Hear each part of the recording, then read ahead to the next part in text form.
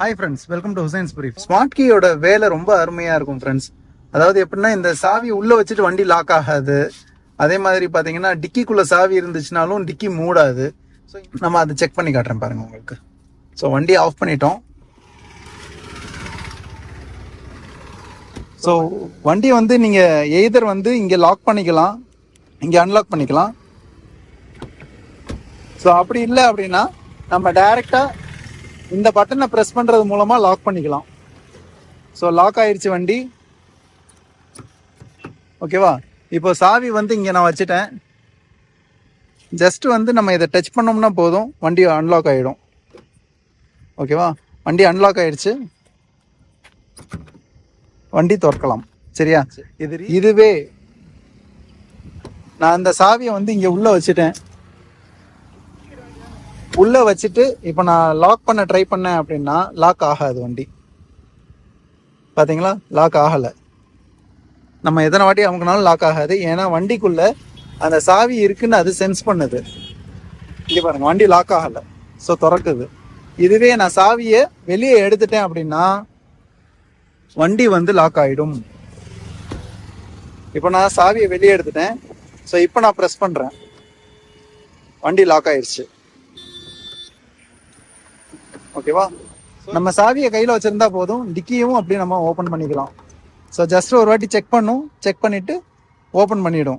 சரியா? அதே மாதிரி இதுக்குள்ளே வந்து 500 லிட்டர்ஸ் கெப்பாசிட்டி கொடுத்துருக்காங்க. அதே மாதிரி இன்கேஸ் நம்ம சாவியை வந்து மிஸ்பிளேஸ் பண்ணிட்டோம், டிக்கிக்குள்ளே போட்டுட்டோம், இப்போ நான் க்ளோஸ் பண்ணிட்டா என்ன ஆகும் அப்படின்னு நிறைய பேர் பயப்படுவாங்க இல்லையா? ஸோ இந்த வண்டியில் அந்த ப்ராப்ளம் இல்லை. இப்போ நான் வண்டிக்குள்ளே போட்டுட்டேன். சரியா? இப்போ நான் இங்கே செக் பண்ணி காட்டுறேன் பாருங்கள். ஸோ வண்டி லாக்கில் இருக்குது. ஓகேவா? வண்டி லாக்கில் இருக்குது. சாவி வந்து நான் டிக்கிக்குள்ளே போட்டுட்டேன். ஓகேவா? இப்போ சாவி வந்து டிக்கிக்குள்ளே இருக்குது. ஸோ இன்கேஸ் இப்போ நான் டிக்கியை க்ளோஸ் பண்ணிட்டேன்னு வைங்க, என்ன ஆகுதுன்னு பார்ப்போம். ஆட்டோமேட்டிக்காக டிக்கி ஓப்பன் ஆயிடுச்சு. செக் பண்ணிங்களா? இன்னொரு வாட்டி ட்ரை பண்ணி காட்டுறேன் பாருங்கள். நம்ம சாவியை வந்து டிக்கிக்குள்ளே மிஸ்பிளேஸ் பண்ணிட்டோம் அப்படின்னாலும் ஒரு வார்னிங் கொடுத்துட்டு ஓப்பன் ஆகிடும். ஸோ அதனால் இந்த ஒரு ஃபீச்சர் ஒரு அருமையான ஃபீச்சரு. சாவியை வந்து உள்ளே வச்சாலும் வண்டி வந்து நம்ம பயப்பட தேவையில்லை. எய்தர் நம்ம இந்த இப்போ லாக் ஆகிடுச்சு பார்த்தீங்களா? சாவி வெளியே எடுத்துட்டோம், வண்டி பானட் இது டிக்கி லாக் ஆகிடுச்சு. சாவி வெளியே எடுத்துட்டோம், டிக்கி லாக் ஆகிடுச்சு. ஸோ இந்த ஸ்மார்ட் கீயே கொஞ்சம் ப்ராப்ளம் தான். இப்போ ரீசன் என்ன அப்படின்னா, நம்ம இங்கே நின்றுட்டு இங்கேருந்து அன்லாக் பண்ணுறோம். ஓகேவா? சாரி, இங்கேருந்து நம்ம லாக் பண்ணிட்டோம் வண்டியை. இப்போ அதே டைமில் இன்னொருத்தர் ஆப்போசிட்டில் இருந்து அந்த டோர் இருக்குது பார்த்தீங்களா?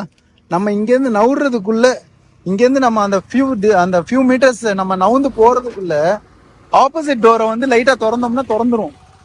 அது ஒரு மெயின் திங்கு. அது ஒன்று. ஸோ அதே மாதிரி இன்னொன்று என்ன அப்படின்னா, ஒரு சேஃப்டிக்காக இப்போ நம்ம வெளியூர்லாம் போகும்போது செகண்ட் சாவி எடுத்துகிட்டு போவோம். நிறைய பேர் நம்மகிட்ட நிறைய பேரில் அந்த பழக்கம் இருக்குது. ஸோ அந்த செகண்ட் சாவியை வந்து நீங்கள் எடுத்துகிட்டு போகிறீங்க அப்படின்னா வண்டிக்குள்ளே வைக்கும்போது வண்டி லாக் ஆகாது. ஸோ அப்போ 2 சாவியும் நம்ம கையில் தான் தூக்கிட்டு போயிட்டு இருக்கணும்.